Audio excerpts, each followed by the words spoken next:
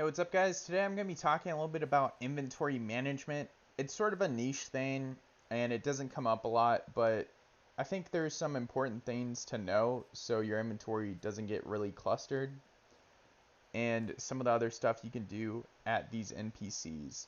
So, something I would keep in mind too is from the smuggler, one of your throttles for crafting gear is actually going to be powdered silver.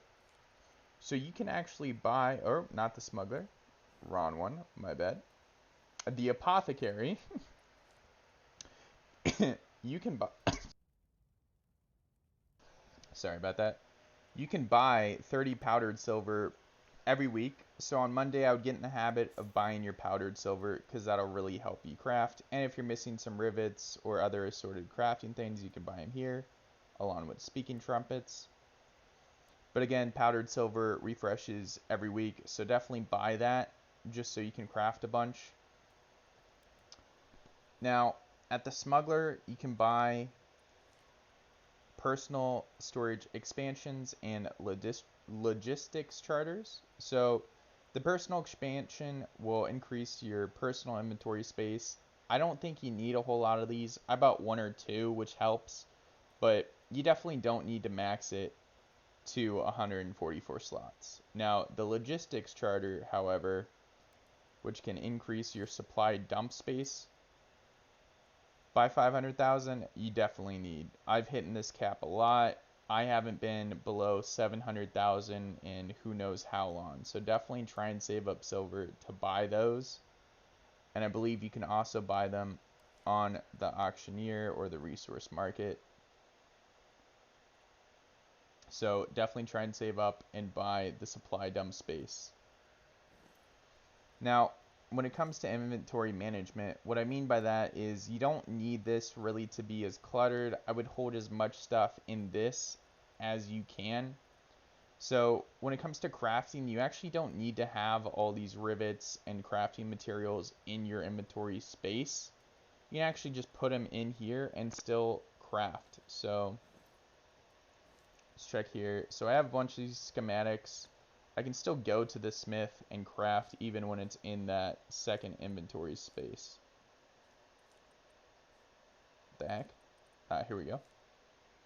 So even though it's in my second inventory space, I don't exactly have immediate access to it, I can still use it to craft here, and it frees up a lot of space. The only thing I would keep in this direct inventory is like unit XP cards or XP cards. Just in case you get into an expedition or a bandit raid and you have to pop it off really quickly because you forgot. I would just keep them here just in case. And the armor and weapons you're mainly using. So the reason I say this is because in Territory Wars, I play a lot of classes. So I keep my armor here so I can swap between the heavy armor and the medium armor out of battle. And in the battle itself, including sieges and T-Wars, as long as the weapon is in your inventory and you have the correct armor set, you can actually swap between these weapons. So I'd always keep the weapons you're using or you know how to play in your inventory space just in case you want to swap to it. So I know a lot of people just play that one class during siege battles or territory wars. I'd recommend getting versatile once you master a class and playing more, because it will help you understand how the enemy classes work and how to counter them more. And also, it can make you better in certain situations. Like, for instance, I play Maul a lot if I'm going to be up defending a wall, so I can throw them off. But if I'm using a unit like Falconettis or Iron Reapers and they're really slow and I want the heal and the movement speed, I'll go ahead and swap to Longsword to get the movement speed bonus and play more of a support role, so to speak. Or if I, need to play my musket, I can, after that battle, switch to my medium armor and go back into the territory war battle and start using musket. But again, I would keep all the weapons you play in this inventory space and a lot of stuff that you need immediate access to, like your hay. I keep my artillery components here just so I can keep track of what I have and it doesn't take up too much space.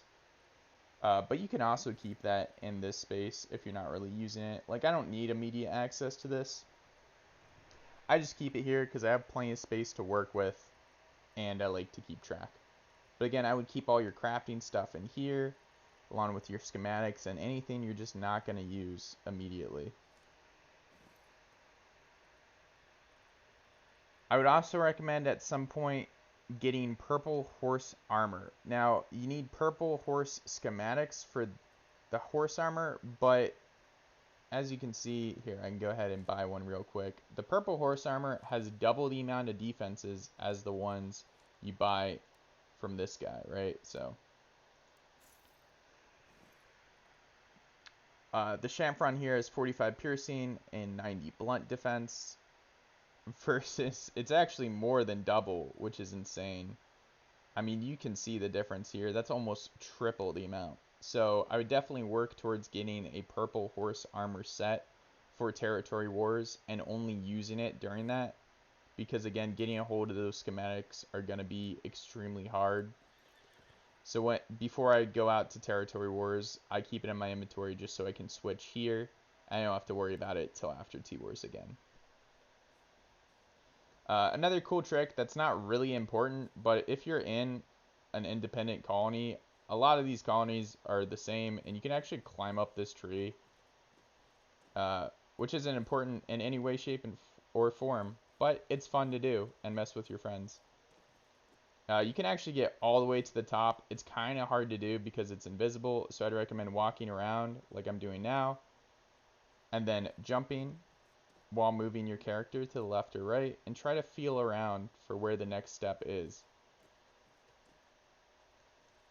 And as you can see, you can get pretty high up here all the way to the top. Thanks for tuning in. I hope this video helped you guys manage your storage a little bit better.